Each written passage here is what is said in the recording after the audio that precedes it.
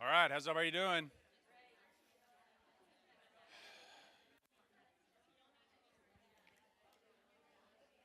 I know that everybody has been dude, those lights are bright, has been so bored because it's such a slow time of year.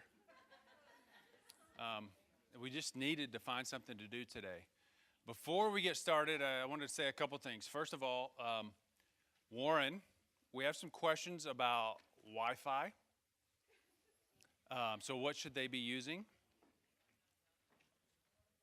He's not saying anything, which means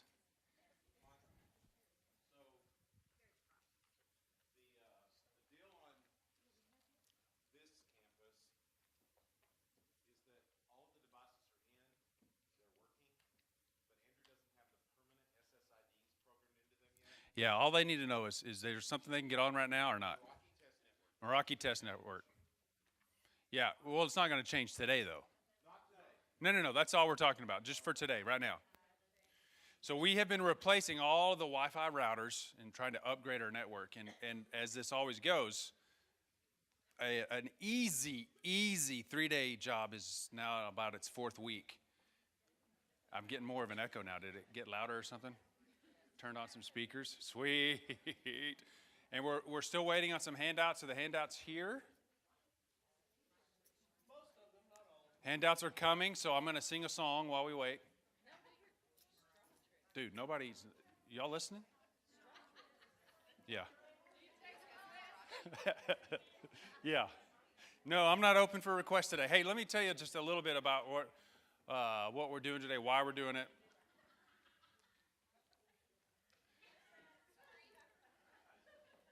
Dude.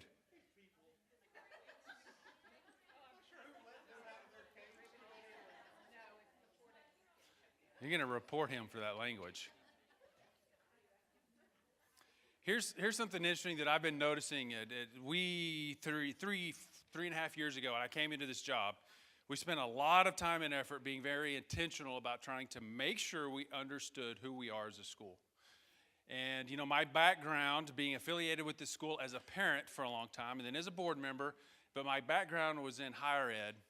And so when I come here, here's something that I've learned is so true about private schools, and especially private Christian schools.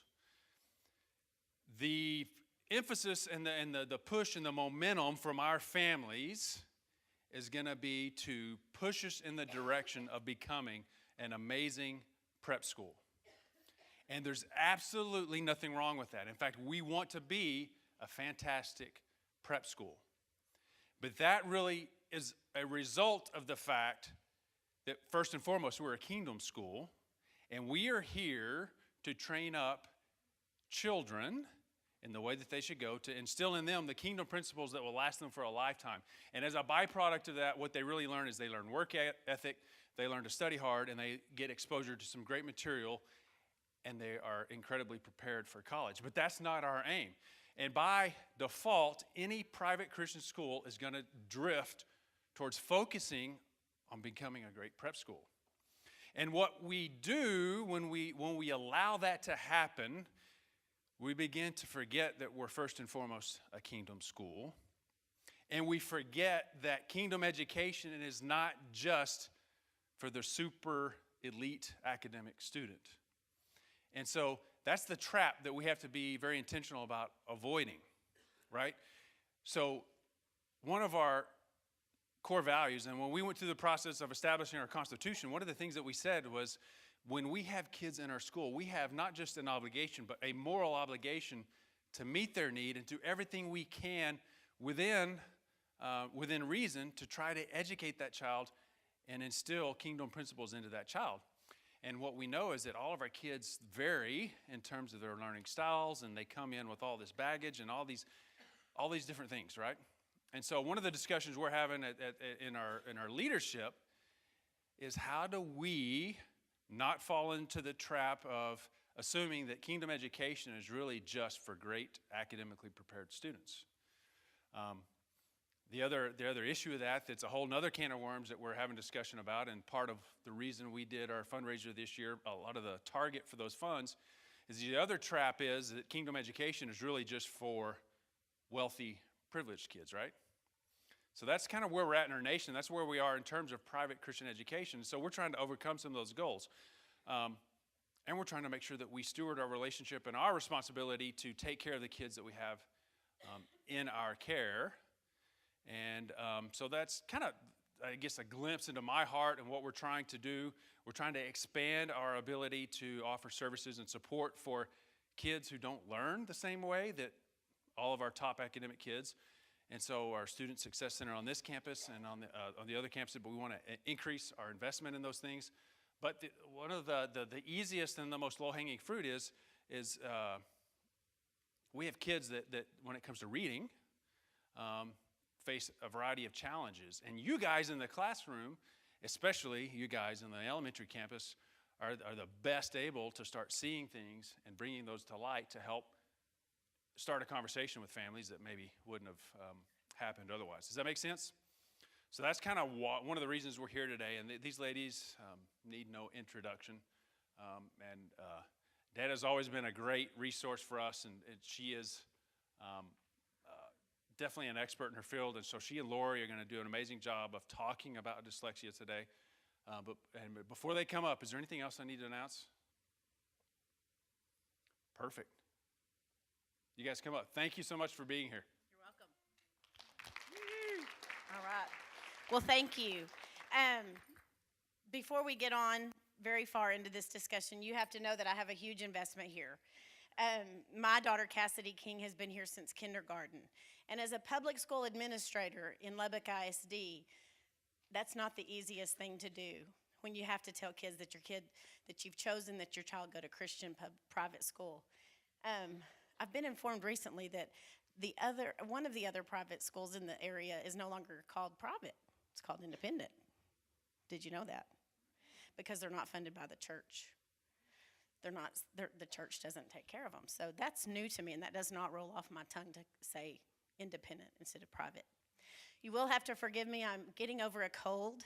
I don't normally sound like my husband, but I do, and I have for 2 weeks. I'm the healthiest person in the world. Not really, that's a joke. But for some reason I've had this frog in my throat for 2 weeks. So I prayed about it, and it's better today. Don't you agree? So Lori has children that come to Trinity too.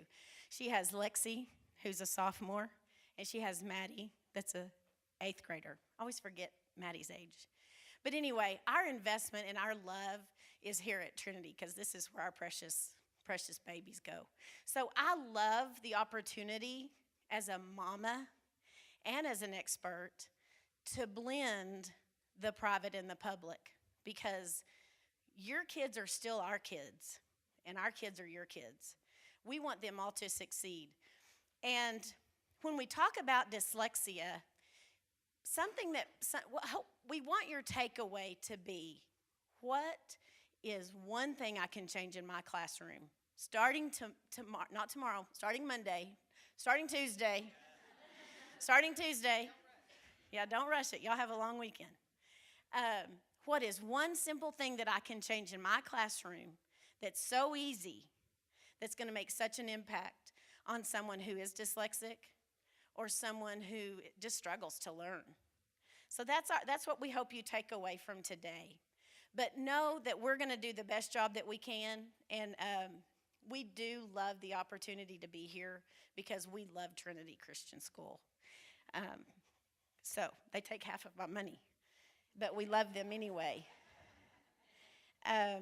Lori is going to do a fun. We're going to do an M&M game first. I forgot, this is not on our slides. I want you to open up. There's M&Ms for you on the table. You can eat. I want you to eat all the M&Ms, but the activity is for each of you to pull out one M&M.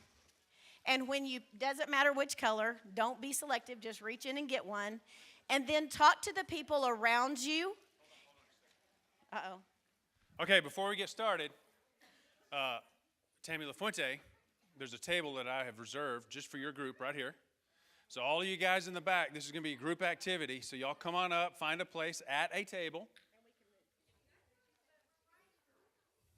I know, you're right there, but this one is even closer.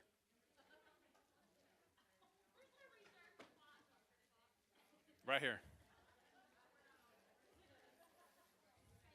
Because we don't want anybody to miss out on the group discussion and group activity. So if you'll look up here, or you have a little cheat sheet on your table, if I want you to talk to your neighbors, to your party there at the round table, and follow these directions. I'm going to give you 5 minutes to do this, and then y'all have to eat the rest.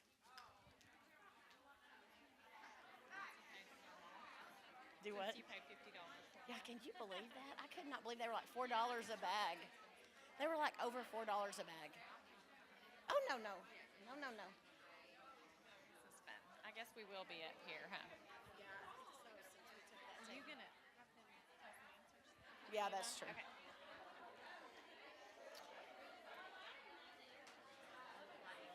I know. I needed my visor.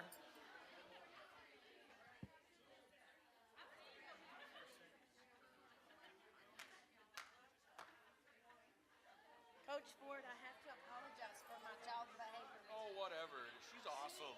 Transposed her face and put it on his face and her face together, and it's Cassidy with the beer. I was like, Oh, yeah. oh gosh, Oh, she yeah. acts like her dad. I cannot take any.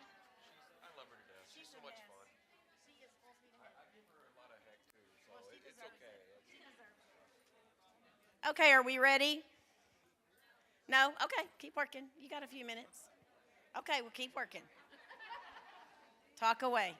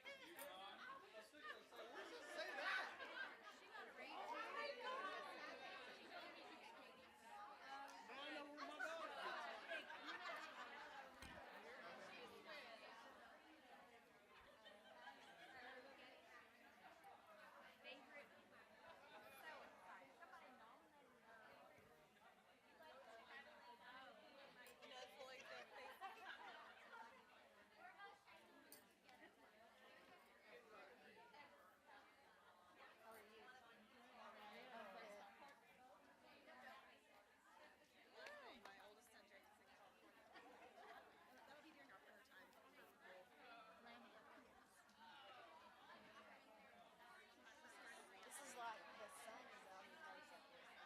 It's like, I need my visor. And I sound like Nathan.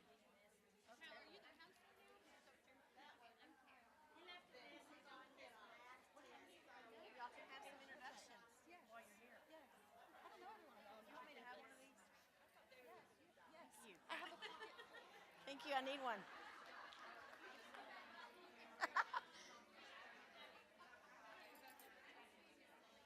I think they're still talking. I think they're like talking. I know. Okay, y'all try to finish up. I'm gonna go around. I'm just gonna go around and talk to him.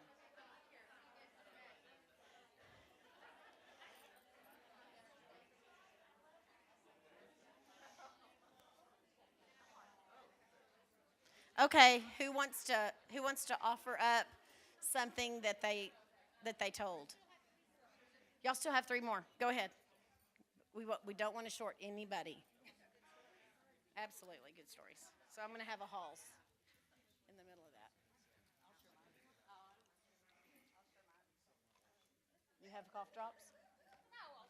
Oh, you'll share yours. Okay, good. Good. That's good because I would. That's good. Well, I stole one from. I did not get off with anything I needed. It's the story of my life. I was at a campus right before this, so I didn't go back to my office.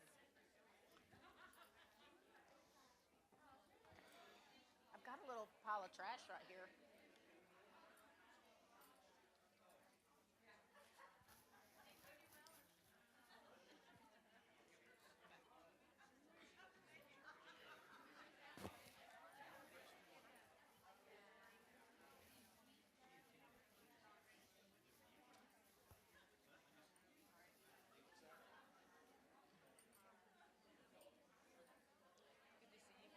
I know. Congratulations on your retirement. I wish it were me. I know, I'm just a little bit jealous. I mean, I'm real jealous. 5 more years. Yeah. Well, I'm not retired. I'm just going to do some other things. I'm going to do choice bookkeeper. We've got farmland now. I'm going to sit down and see that. So, I mean, oh, you're never retired. I know. I've still got plenty of jobs. Absolutely. I won't have this job She and had the those pleasure of jobs. teaching Cassie second and fourth. Is that right? That's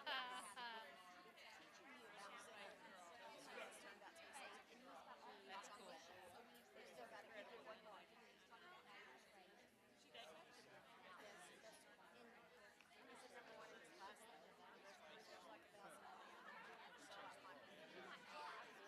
Complain.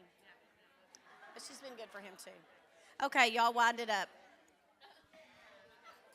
We got to move on. Okay, Shelly is going to share with us what she shared with her group. Okay, I had yellow. What's my favorite thing about my children? And I told the folks here that I have a cutout in my living room that says, my daughters are my 3 little girls who grew up to be my best friends. And that is the truth because we have more fun together. They're a blast. And they're in their 30s. So I get to laugh at them raising kids now. And I agree with her because I love her children. We're almost related, Shelly and I. So it's almost kind of, yeah. And Cassidy claims it is. So let me see, who do I know? Jana Coos. Tell us what color you drew. I drew orange, She got orange.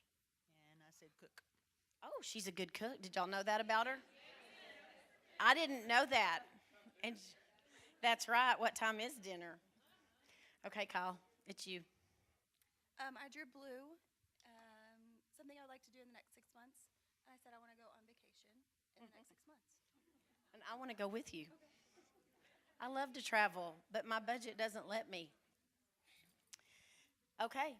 Does anyone else just dying to share something? No? Okay, good deal. Now we want you to take out your cellular device. I'm the one who doesn't have one because it's in the car. And y'all are going to Kahoot with Lori. So in the meantime, I'm going to go get my phone. Okay, if you will open up your web browser and type in kahoot.it.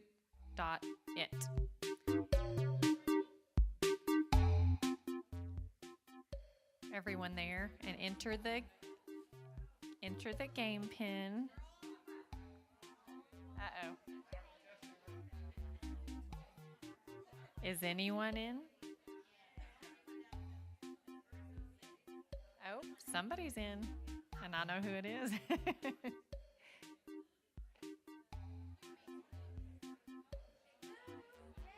If you want to remain anonymous, you might make up a nickname.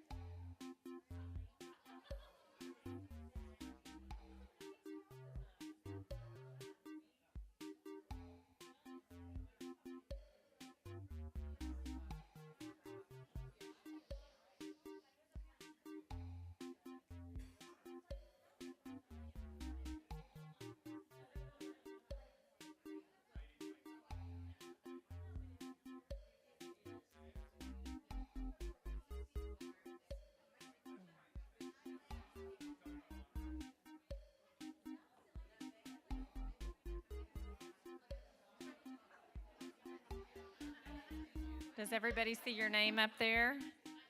Okay.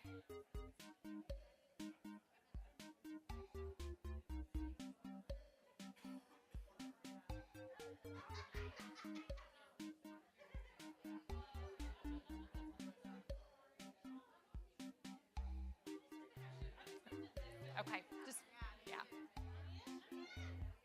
Okay, you've got 5 seconds to get in. Some of you aren't able to get in, so just kind of participate.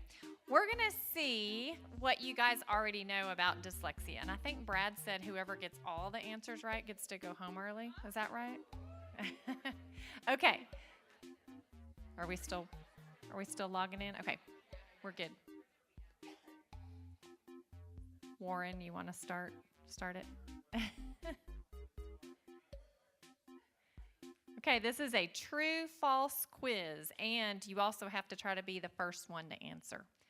Boys are more likely to have dyslexia than girls. True or false? Uh-oh.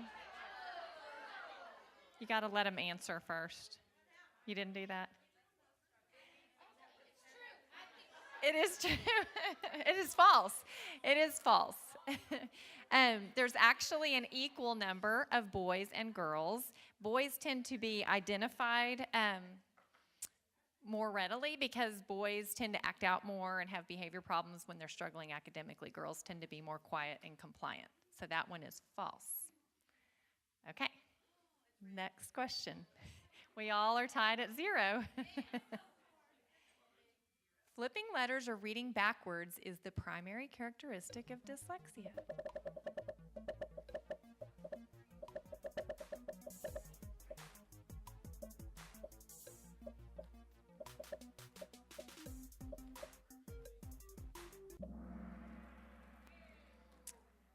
Okay, it's pretty good. That is false. Even though some children with dyslexia do have that issue of confusing lowercase b and d or p and q, that's not really considered a primary characteristic.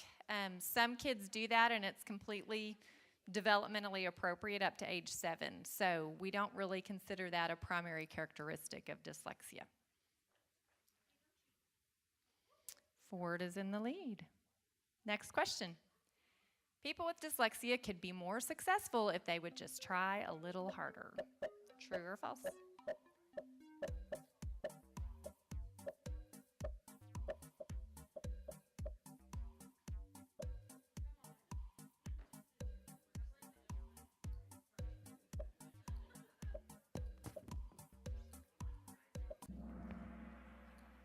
That one is false. Good job.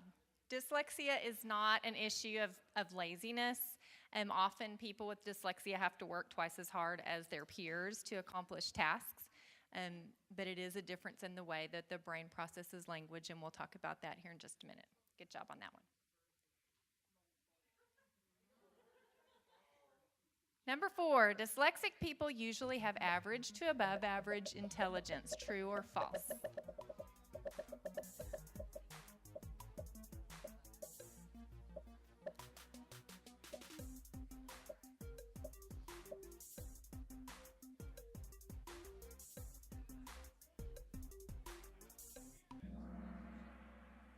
Job.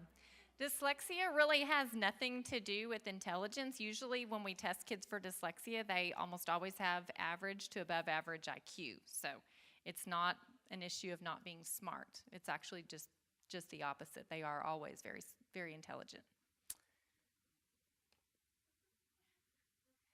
Number 5, dyslexia can be cured over time.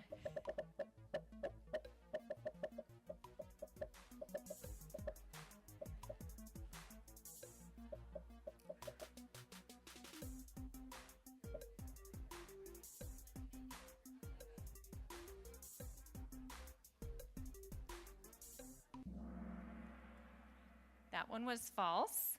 Dyslexia is never cured. Once you've been diagnosed with dyslexia, you're always dyslexic. It's a lifelong condition.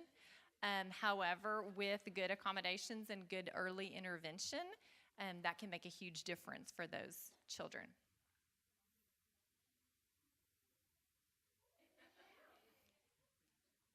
Number 6, Delayed speech development and difficulty with rhyming can be early indicators of dyslexia.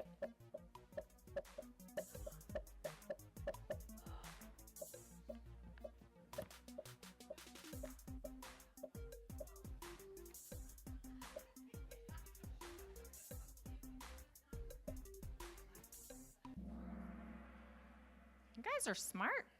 That one was true. There are some red flags that you can see with children even before they start school, and those are some of those early indicators. We'll talk about some more here in just a minute.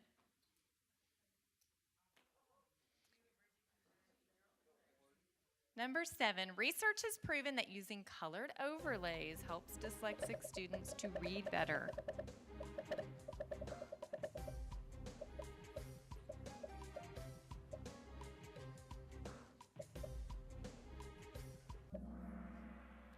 That one is false.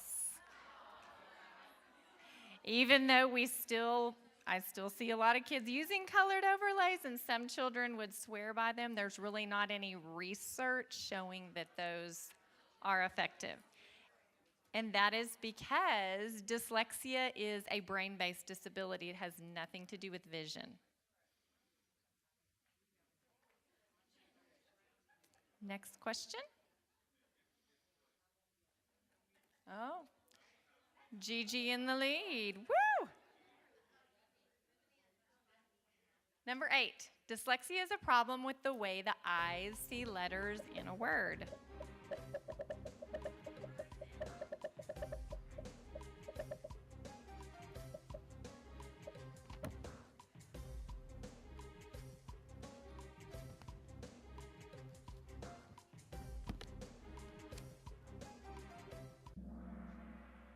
Good job, y'all were listening. That one is false. Remember, dyslexia has nothing to do with vision. It's the way that the brain processes language.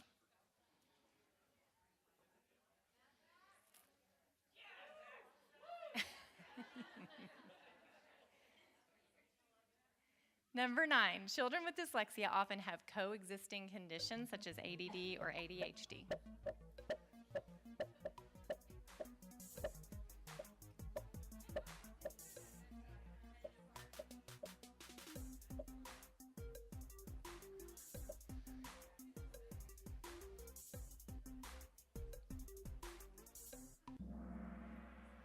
That one was true. There is a high occurrence of overlap with those two conditions. It's estimated that 30% of children who have dyslexia also have ADHD as well.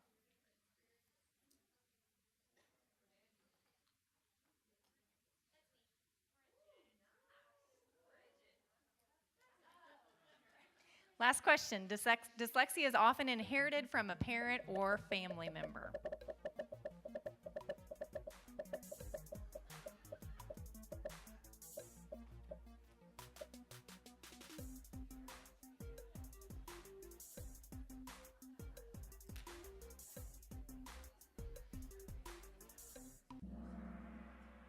And that one is true. We often see children with dyslexia have a parent or a grandparent, aunt or uncle with dyslexia. Some estimates say up to 40%. If you have a parent with dyslexia, you've got a 40% chance of having it yourself. All right, so let's see who our winner is. Woohoo! Who was TN? Oh, yay! Good job. Did they get to go early?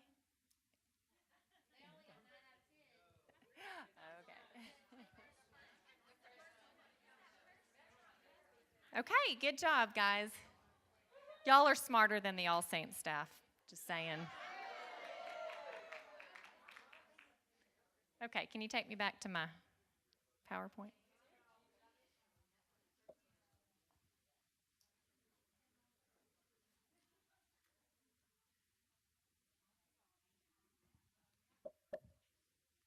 Okay, so let's talk about how common dyslexia is.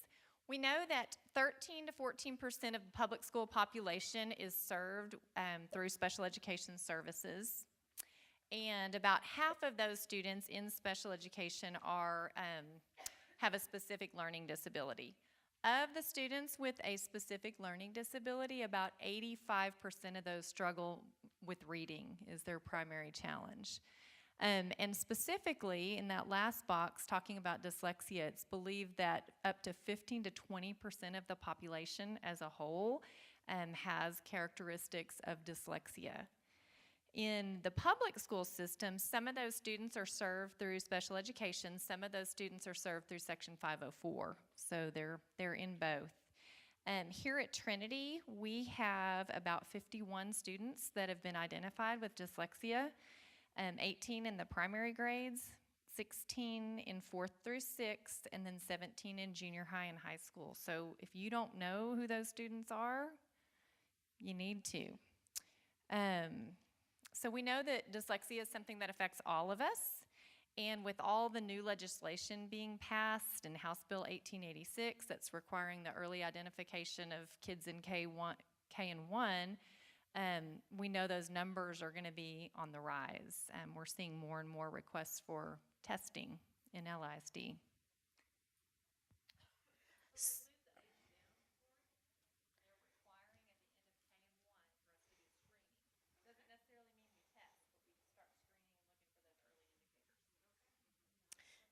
And I will say that Jana Coos does a beautiful job here at Trinity. Even though y'all do not have to follow the TEA guidelines, she is very, very knowledgeable about what is happening in public school, what's happening in legislation, and she calls me and she calls Lori, and we all talk all the time. So it's very important that y'all recognize her and appreciate her, and I know you do, because what she does is invaluable for your population. And before I go on, what I hope you hear us say today is dyslexia is something, and we'll talk about this more, but the perfect dyslexic child would be a Trinity Christian school child. They're children who have been traveled, have been talked to, have had lots of experiences. It's not your East Lubbock schools where the parents aren't home at night and they work. Some of them don't work, but when they're home by themselves or they're not having experiences, these are the kids that are smart. So it's just an unexpected inability to learn to read. So they're smart kids. So it's the perfect setting here at Trinity Christian. You have the cream of the crop here. Of course, I would say that. But, I firmly believe that the children you have here, so that's why Stephen is reaching out to us, because we want to make sure that you know everything that you can do to help this population. I have a dear friend that is a retired teacher from here, and she said, you know what? And she did not mean this ugly. She said, our kids at Trinity are just not as smart as they used to be. And she really believes it. But our times are changing. We're identifying more things. We're able to identify more things. But when someone tells me they are dyslexic or their child is dyslexic, the first thing that comes to my mind is that child's smart. They just learn to read differently. They're not the dumb ones in the classroom. Those kids don't fit under dyslexia. They're smart. They just learn differently. But we have to work harder to teach them, and they have to work harder to understand what we're teaching them. And some of you have dyslexic children. Some of you are dyslexic and know it or don't know it. My husband wasn't identified, but I know he's dyslexic. Praise God, my daughter is not. But she's high maintenance otherwise, so thank goodness that we missed that indicator. The demographics of illiteracy, who is functionally illiterate? 13% of high school students cannot read. It was a Trinity parent that taught at Lubbock Christian years ago, and she said the majority of her children who come to Lubbock Christian University are reading on a 3rd grade level. These are kids that leave Trinity, that leave Lubbock High School, Cooper High School, all of us. She said they're reading on a 3rd grade level. 85% of kids who can't read are in juvenile courts. 79% are on welfare, 85% drop out of school, and 72% are unemployed. That's what we fight in LISD. We're about 68% free and reduced lunch, low socioeconomic. I am personally in charge of dyslexia intervention, and testing. 504, Section 504, homeless, pregnant, pregnancy-related services, migrant, foster care, and military connected. So those are all disadvantaged kids. I always say it's everything special that doesn't fall under special education. So those are the kids that fit there. What causes dyslexia? And Lori's already talked to you a little bit about this. It's not something you get because you're premature. It's not something that you just develop. You're born with it. It's neurological in nature. Now, is it worse for some children than it is for others? Of course, there's a spectrum of low, it's not affecting you very much, to a family that came here from public school several years ago. I tested him in Lubbock ISD and talked them into coming to Trinity because I firmly believe it's the best place to come. He was severely blocked, and you know exactly who I'm talking about, but he's doing really well. These are the kids that when they get to junior high and high school, the teachers are like, really? If they've had good intervention and they've been taught and they're accommodated well, they're like, seriously? He has dyslexia? Are you sure it's not Joe? And so they're the ones that surprise you. Their brain is just wired differently. Like Lori said, it's not something that, it is children who have average to above intelligence, but it's really not an intelligence thing, so to speak. Genetics does play a part. It does play a part. We see it all the time, and that's one of the 12 characteristics of dyslexia from the state of Texas, is there a family history of dyslexia? And it's 40%, 40 to 60% chance it will recur. Is this me or you? It's you. Oh, it is you. Okay. And so there is a misconception, I think, amongst parents and teachers that it's flipping of the letters. We kind of touched on this in the Kahoot, but just if you leave with nothing else today, just kind of get that out of your mind, because it really isn't flipping of the letters or letters bouncing around on the page.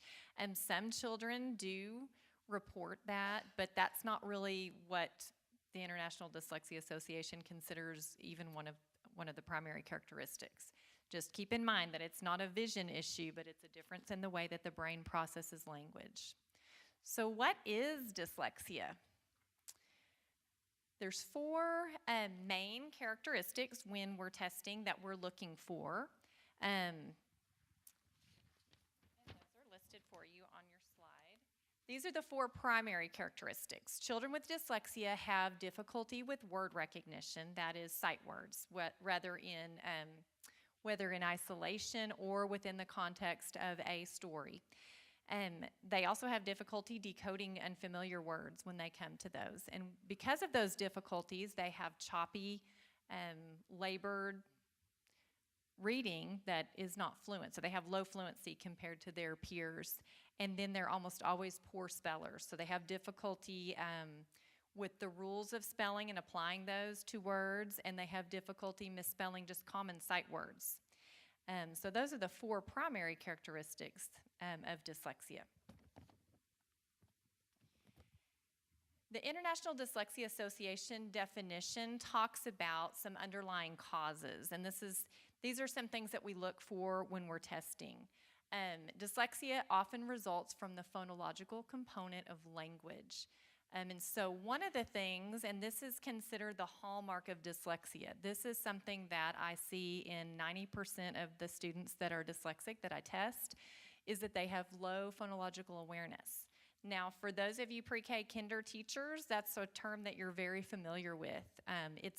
This is the building blocks of reading. It's what we start working on even before children start reading. Their ability to hear those individual phonemes or sounds in words, blending those phonemes together, which is what we do when we read, segmenting those phonemes apart, which is a skill that you use when you spell, and then manipulation of phonemes. So one of the tests that we give when we test for dyslexia, it's called the CTOP, but the child is given a word like farm, then they have to say that word and take away the initial sound. So what's farm without the f? And it's arm. And even though that seems easy to you and I, that is something that's very difficult, especially when you're removing sounds from the medial position. Like say the word snail. Now say it without the n, and it's sail. They have a hard time hearing those individual sounds and words. It's nothing wrong with their hearing. It's just that their brain cannot segment those sounds apart and manipulate those.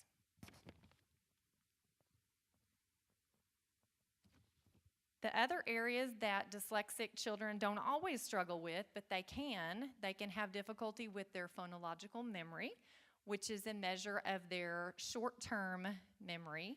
So part of what you do when you read, even if a child knows the sounds that go with each letter when they're decoding an unfamiliar word, they still have to remember all those sounds as they're sounding it out long enough to then blend it together.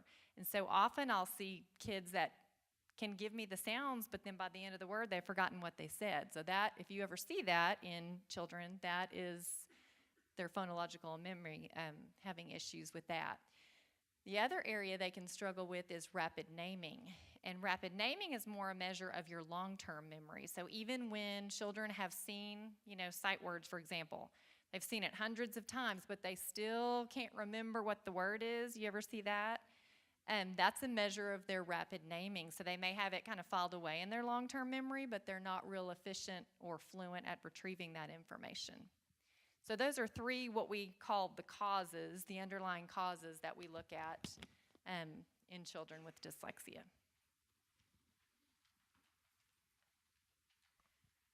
Okay, so I know that it seems real simple when we say to you that dyslexia is unexpected in relation to the student's true cognitive ability. And we've already told you it's really not about their IQ. But truly, it's exactly what I said to you earlier. Your true middle-class citizen, your family whose mom and dad are workers or above that, people who work or above, have children who have cognitive abilities typically. And so again, it fits this trinity. Y'all are gonna, what I'm trying to say to you is, this number that Lori gave you just a little bit ago is only gonna go up.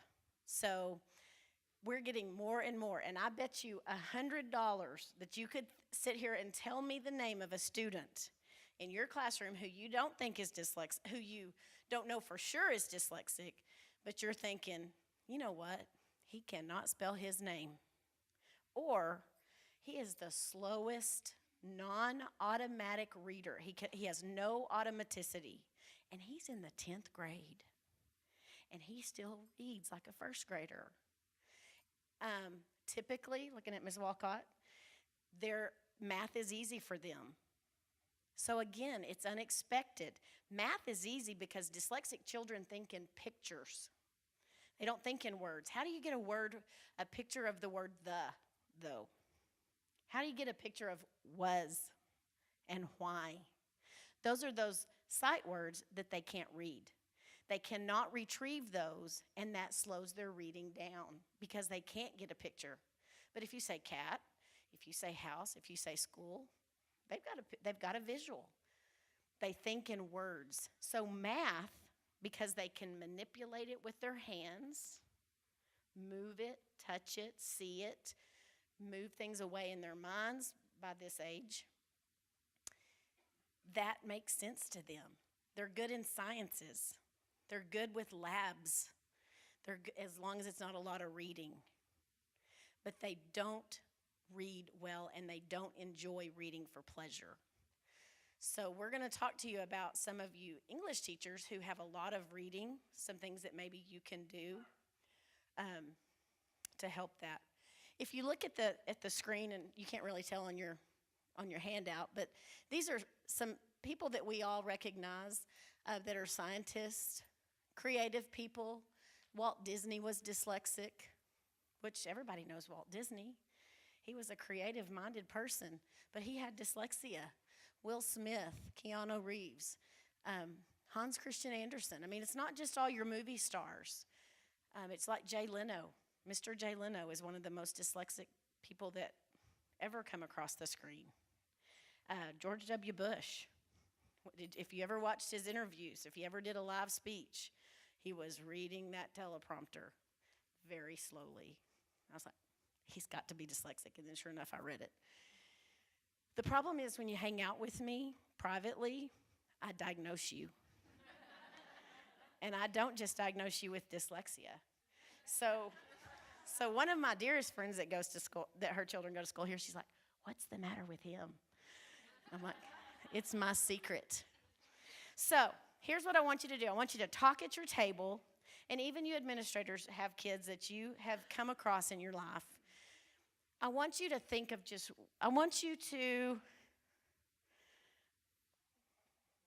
yes, this is not the activity I was fixing to do. I want you to think about one thing that you've heard today or something new that you've learned. You've learned a few new little things about what it is. Just tell your neighbor the one thing that you learned today already that you think, I did not know that, and that is so helpful to me. Just talk at your table.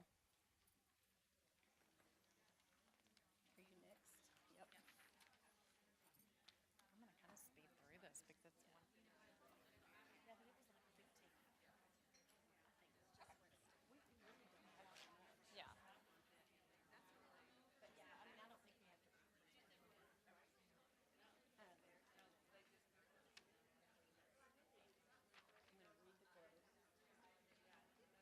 I'm going to kind of speed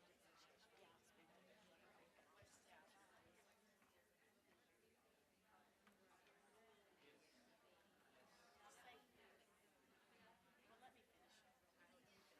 one.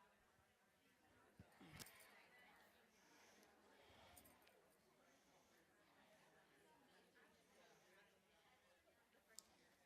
I mean, they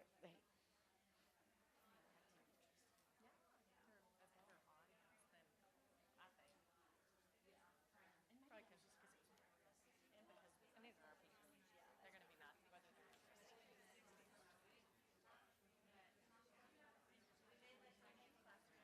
yeah, you showed me that. That is so funny. Why did it take me so long to figure See, that I out? looked at it a million times. I have too. And A million times. This was and our I last didn't. I just presentation. saw it was like a classroom.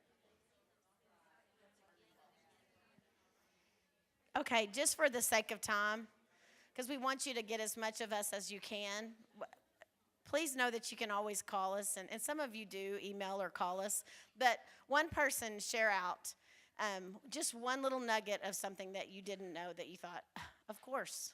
Can someone share that with me that hasn't spoken yet? Nobody's learned anything. They think in pictures. That's the truth. It's a weird thing. But it makes sense, though, when you think of them. Yeah, it does. It makes a lot of sense, and that's why they're good at math. So when a parent calls me and says that they're complaining because the school won't test for dyslexia, and I'll say, well, tell me about their math. They say, oh, it's terrible. Then I'm thinking, might be a true learning disability. It's not going to be necessarily dyslexia. You know, that's kind of the process that I go through. Because those are some questions that you can ask so if you have a kid in your classroom that you said, gosh, she just knocks the top off it in math. Like, Christy, you're not going to see them. I mean, you're going to say, they're super smart. And then Miss Lafreniere's going, but they can't read their name.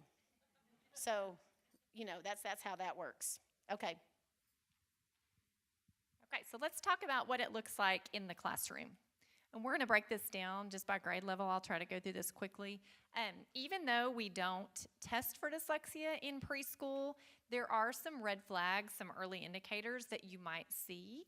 Or if you have a child that's dyslexic, looking back, you might think, yeah, that describes them. They are delayed in learning to speak. They have trouble with rhyming. That goes back to the phonological awareness.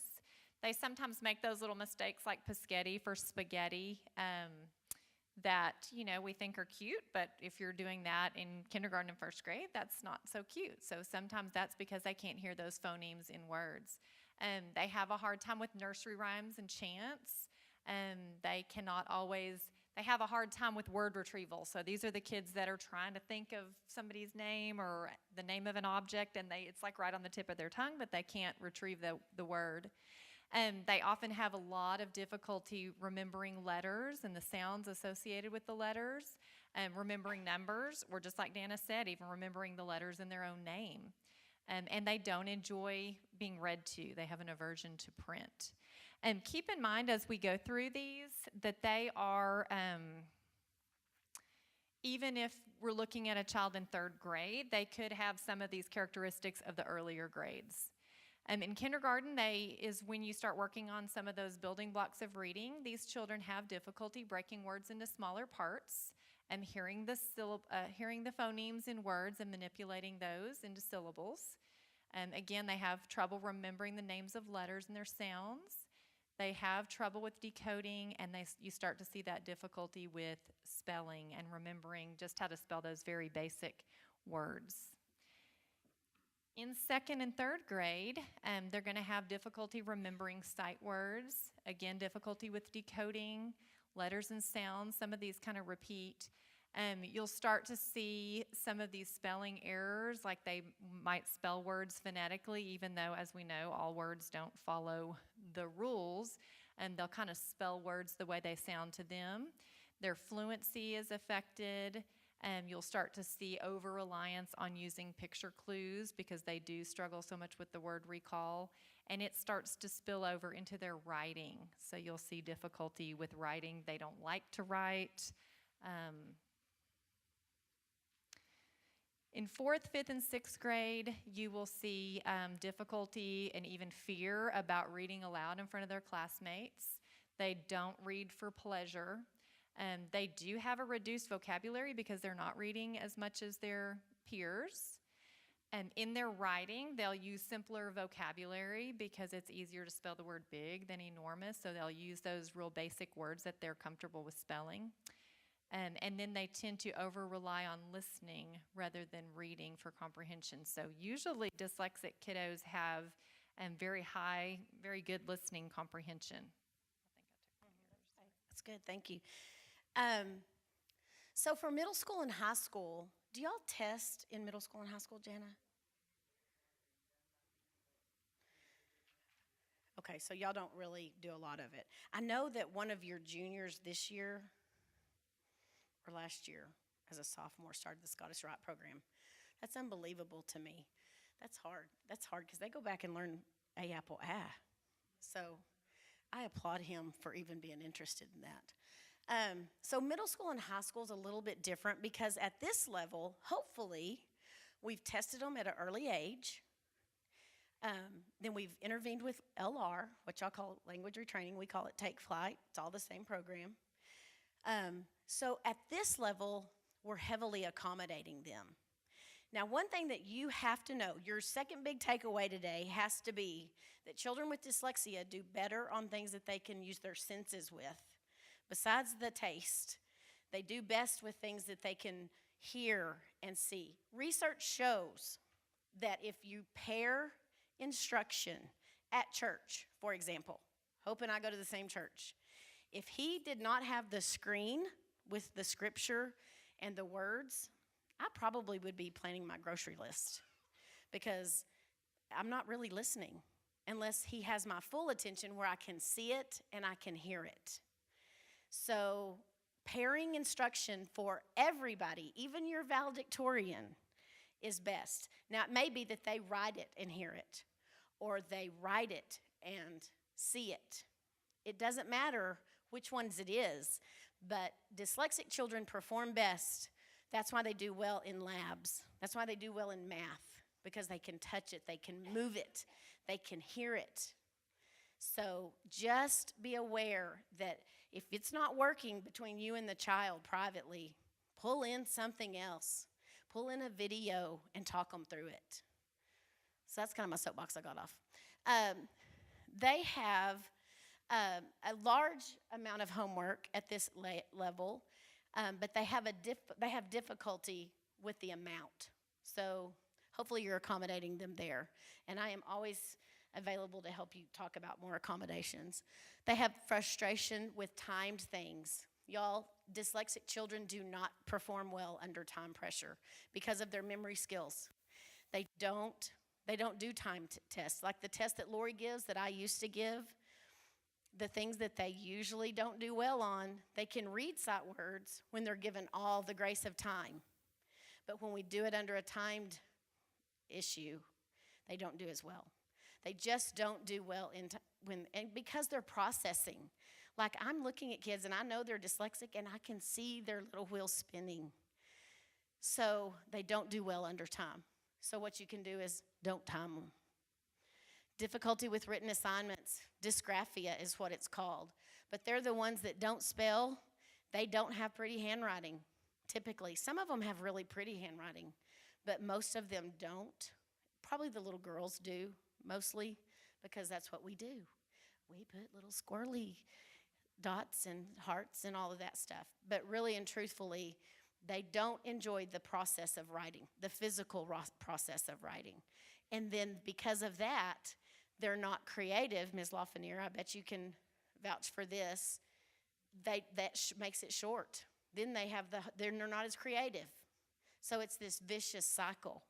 So even in kindergarten, when you're having them write, like I saw some writing the other day, I was signing a referral, and it was just all one line, about a half a page long, no spaces, no capitals, no dots for the eyes. I mean, it was just atrocious. That's what a dyslexic writes like. So anyway, you can read these, but be aware that in high school, we accommodate them heavily. They do well under typing. If it's something that they could use, like we have a student that's not here anymore, and Ms. Wesley remembers him well. He used to type his spelling words on an iPad, and then printed them out, and he probably did better. They do better with that. The problem with the younger grades, now we're all about it. I'm having to fight for a third grader in one of our schools just today to get to do dictation on the STAR because the school doesn't want them to. They just sometimes don't have the actual keyboarding skills. So that's kind of a hang-up.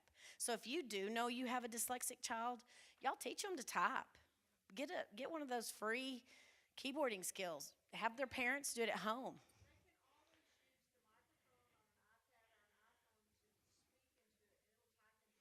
Okay. Speech to text. Yes, and we do that also. But it is very critical, and I appreciate you bringing that up. It's very important that we don't hold them accountable. Now, sometimes they just have to write.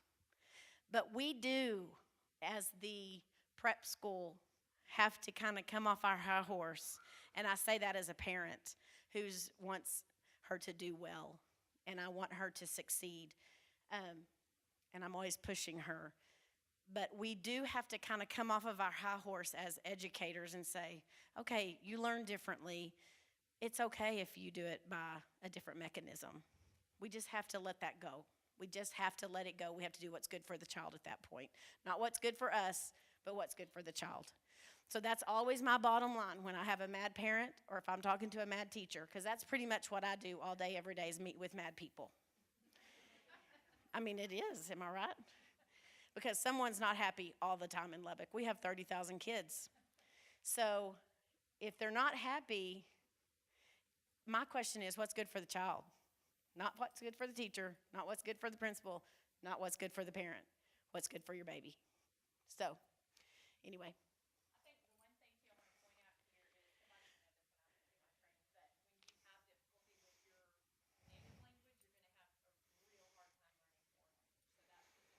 So at Coronado High School, we have American Sign Language.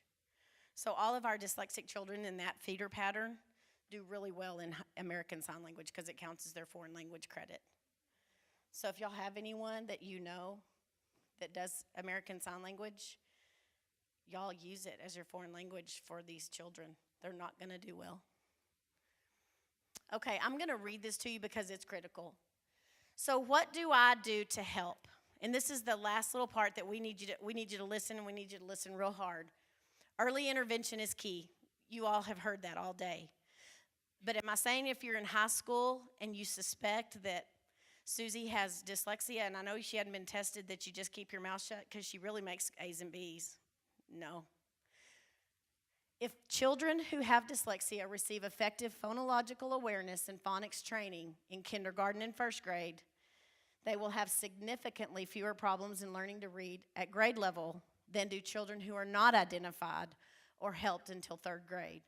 74% of children who are poor readers in third grade remain poor readers in the ninth grade, many because they do not receive appropriate structured literacy instruction with the needed intensity or duration. Often they can't read well as adults either. It is never too late for individuals with dyslexia to learn to read, process, and express information more efficiently.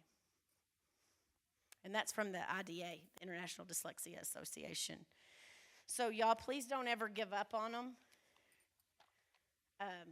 because we still need to test them. Her tests go through age 24. So is it too late in high school to test them? No, ma'am. So keep no, ma'am, and no, sirs. Okay. We know that students with dyslexia need explicit direct instruction that is systematic and cumulative. And this isn't just for children with dyslexia. This is all kids. These are the components of effective reading instruction, and you guys know this. Phonemic awareness, there needs to be some phonics. That's one of the things that I fear LISD has gotten away from. A lot of phonics instruction just kind of depends on the campus, but we're seeing an increase in referrals for that reason too, and that's a hard thing to decipher is if they haven't had good phonics instruction, is it dyslexia or is it dystodia because nobody taught them how to read? So that's critical. Phonics is critical.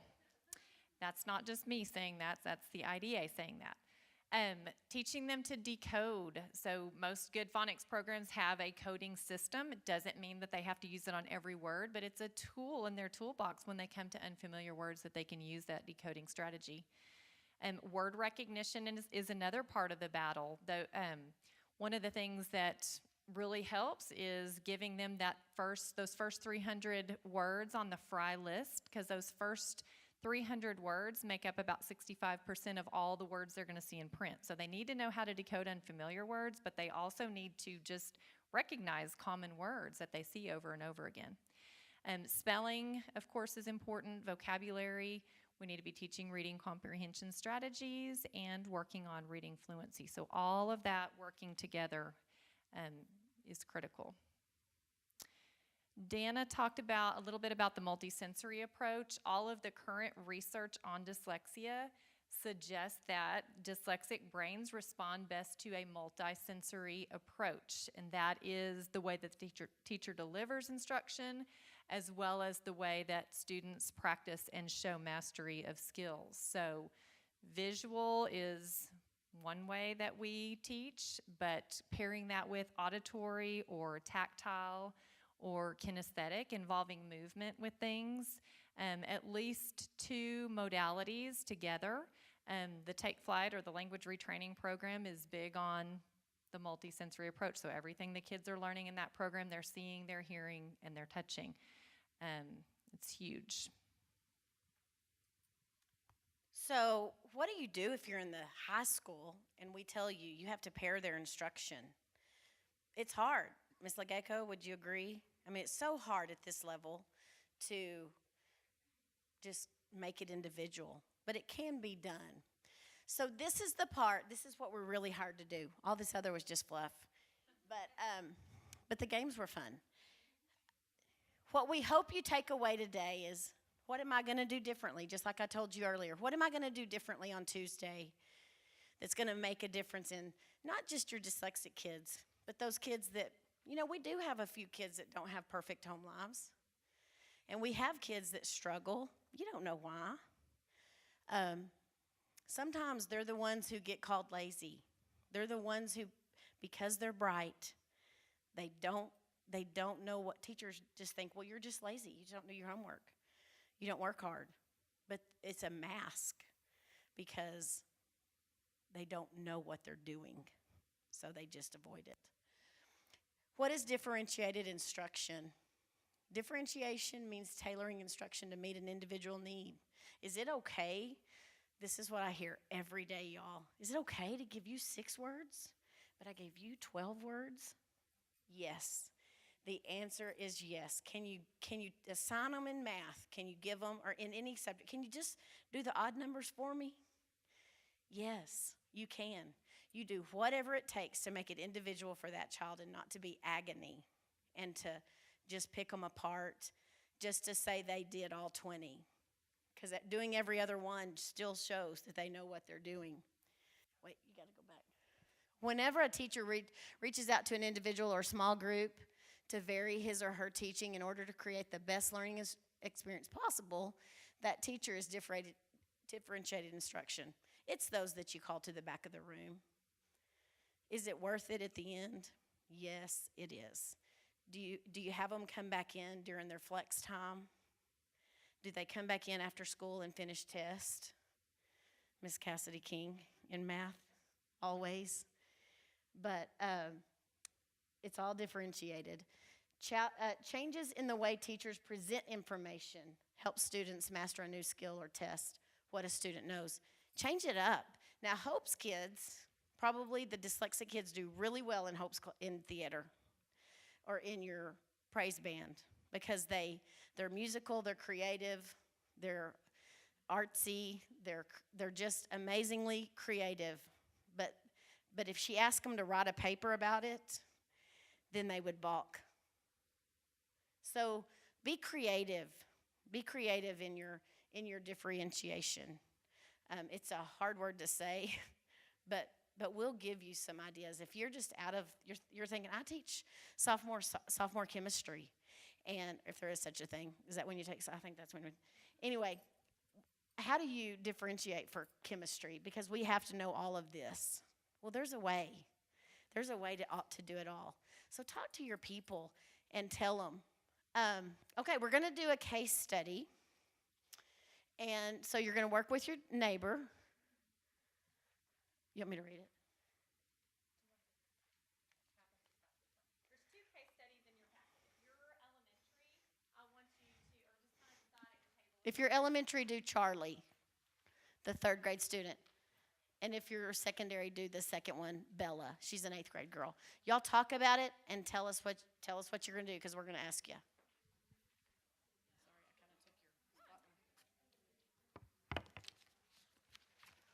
And you can talk them through this. So really, see, we only have this. So we're going to be about 30 minutes.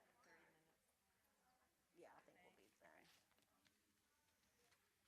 What is that? 5 minutes work. What did I mean by that? I wonder. 5 minutes to work on this, probably. Probably on this.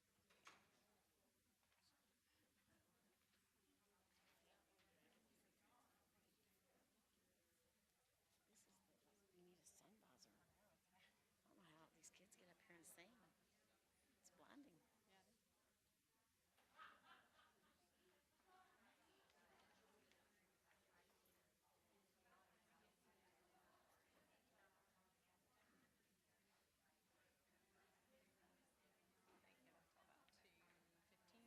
Yeah.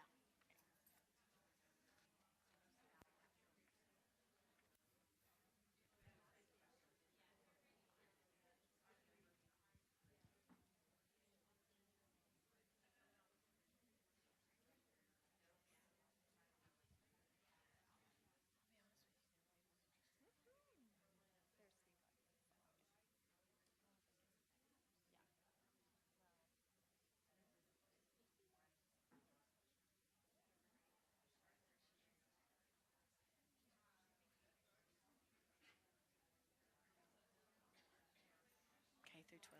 I bet there's. How many are in Lexington? Cassidy? Yeah, he's way in the back. But he's actually listening. Which it's funny that he's even here.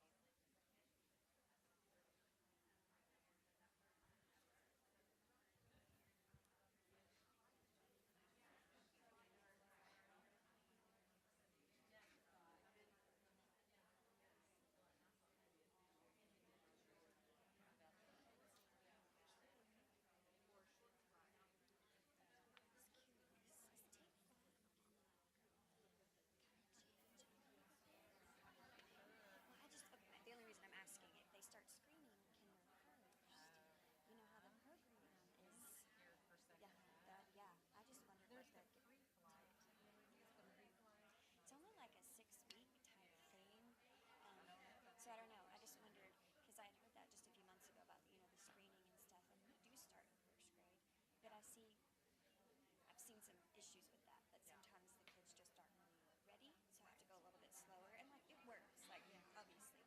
I'm just wondering if they're thinking ahead. Yeah. I think the idea too of the screening, it's not necessarily, we're using math, Right. which I know y'all are going to math. It's just to kind of get them on the right track. It doesn't mean that if somebody has an indicator to be in the kindergarten program right after the test Right. them, Test that them. is one grade. I'm still not 100% comfortable asking kids in kindergarten, although we do it at times, and the parents requesting. You know, I feel like with the new legislation, we just can't say, oh, I'm sorry, we wait till first grade, Right. which is what we've always said. But, so I don't think that we can tell them no necessarily, but I also don't think the screener means automatically test. Right. If it does, they better hire another tester to help them because that's just gonna too go out. much. Yeah, it's But, just too but that's a much. good question, and I don't. I know last year they had some technology component that they added where they put it on smartboard. Have you ever used your smartboard? I don't have any technology. Yeah. Last year I went to some schools that had smartboards. We just kind of did our thing, but it was awesome because you use it like in math cards. We had them all, or they use it in more solid on them. So, And I remember that coming up when I went through the training because a lot of the, especially the mid-learn group, they did have the smart boards and they were talking about how to do it. And then poor Sue was like, technology. It's like, I don't know. But I think that they even came up with them, even how to like, do the decks even. I mean, there was a guy in that house. That's what I did. Yeah, that's what I feel like. but I couldn't say it was a lot easier dragging those cards on the board and then falling off. Yes, just less stuff to have to keep up with. That's fun. We just start. We don't have a whole lot of technology. Not yet. Is there a difference between Dutch and Fry? If we're using Dutch sight words, should we just switch over to Fry? I don't think one's necessarily better than the other. Okay. I think they're basically the same. They're basic. That's what I thought, but I was just making sure that it wouldn't be better to use. But those Okay. first 300 I know are so critical. Yeah. But And that's what that's we've got. hard. It's hard for them to memorize those words. Well, But that's once they what do, but no, I don't We've think got one's kinder and first doing, but they're doing Dutch, so I want to make sure we don't need to switch over. Okay. That's a good question. Okay, let's talk about this for just a minute. With Charlie, which tables discuss Charlie? Okay, what, any suggestions that you would do? Let's start over here to kind of differentiate instruction. What did your table come up with? We said that we could do less paragraphs, maybe even less sources, but you have to read it. Type it in. Okay, yeah, the sources, do they all have to be books, or could he watch a video, or could he listen to something, or interview somebody? Exactly, good. Anybody else? Maybe an oral presentation Okay, and maybe a visual poster board with pictures about the yeah. Okay, rather than a paper. Okay. What about the spelling? He struggles with spelling. What would we do to help him with that?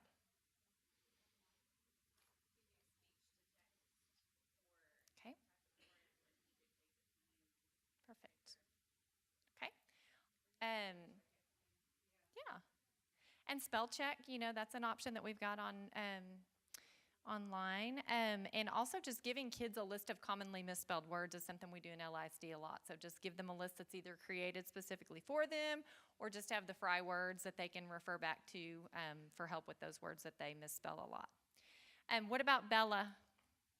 Talk to me about Bella. What would we do with her? Book on tape, okay. Audio books, we're going to talk about those here in just a minute.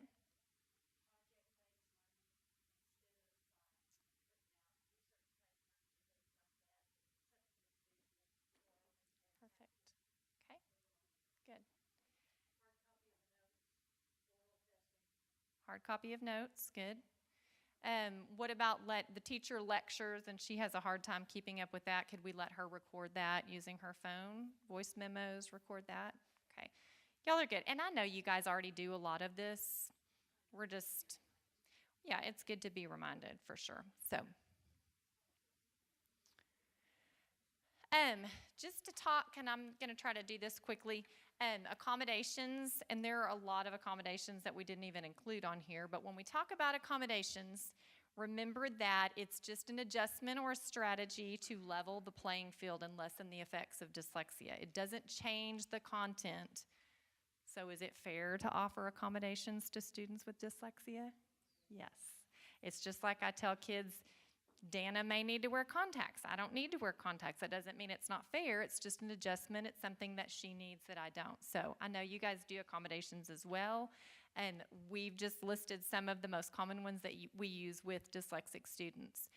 You can shorten spelling tests. You can give a modified spelling test where maybe they have 3 choices of a word and one is spelled correctly and the other 2 aren't, and they just have to circle the correct one.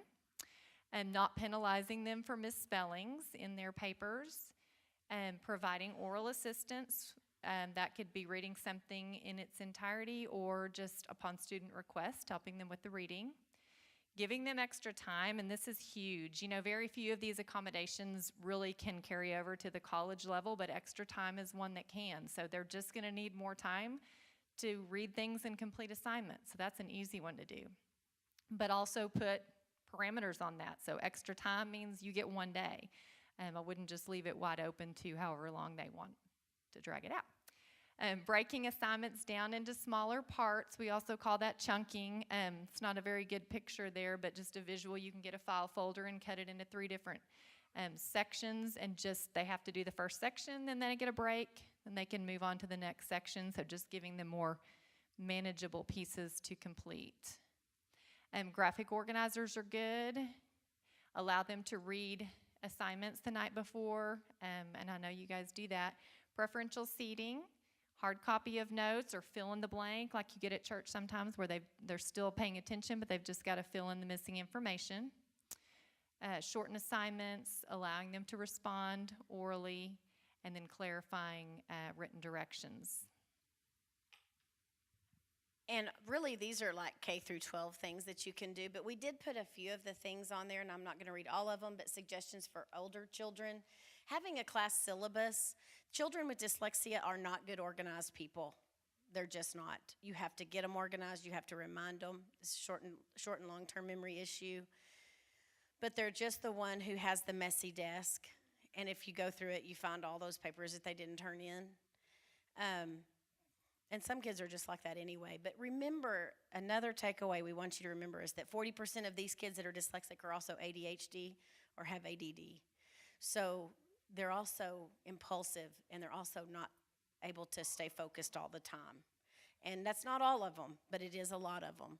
But for older kids, have a syllabus, and assignment notebooks are really good for this grade, and that just prepares them for college. Sure.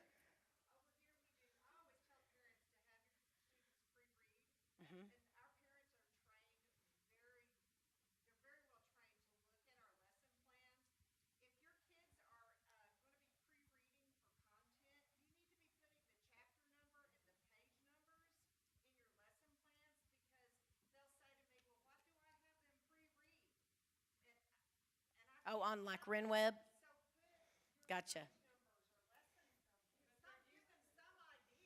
Yeah. Right. Okay, so put the chapter number. Yes, okay, so the parents are trained at the younger grades, so that would be a great thing to add to RenWeb. Because if I were a dyslexic mom, now I don't ever look on RenWeb, which is bad, but the kids do, and I'm glad mine does. But also, when you have a novel, either send another novel home with them to let them pre-read, or find it on audio. What's the name of the Bookshare? Oh, there's another one that's better. Oh, never mind. Can y'all use Learning Ally? Okay, of course it's the better of the two. Okay. So try to find your text on audio if you can. There's a lot of textbooks on there as well. So. Okay, I'm going to talk just a little bit about technology, which is kind of funny because I'm not good with technology. That's what happens when your husband's an IT person, is you just let him do it all. But audiobooks we talked about. Of course, a lot of those you can get through the public library for free. Bookshare is free for you guys. It's not as user-friendly as Learning Ally, but it's free. And they're digital audiobooks. There's thousands of titles, some of them even textbooks. I looked up last month Beowulf for a high school student. I mean, think about the difficulty of Beowulf, but it was, they can see the text, but they also have it read to them. And they can change the level of support, so they can have the entire thing read, or they can just pick and choose what they want to have read to them. Prismo Go is a really cool app that you can download, or the student can download onto their phone. It looks like this with the blue triangle with the red line in it, but basically, and it's real easy to use, they can just take a snapshot of notes or text, and it takes a picture of it, and then they can play it back, so it will read it aloud to them. So that's a lot of fun. I think it's a free app. It's not very expensive. All iOS devices have the accessibility feature. If you go to settings and then general accessibility and then speech, you can turn on the speech selection and it will read anything that they look up, which could be a good thing or a bad thing, but it will read it out loud to them if they turn on that feature. Word queue, I know we talked about one word prediction software that y'all use, but it's something that they can speak and it types it for them, so it's speech to text. And then Quizlet is just another one that I know several teachers here use, but it just provides for that interactive study guide, basically where they can do flashcards or games with the material that they're learning. So those are just a few. Again, there's thousands. I just included ones that I have experience with. Okay, and so we're going to end with this. Y'all have been a really good audience. Thank you. As teachers, I think sometimes we don't realize the influence that we have on our students. And so we're just going to watch this little clip on the influence that somebody had with their positivity and how it influenced somebody's life.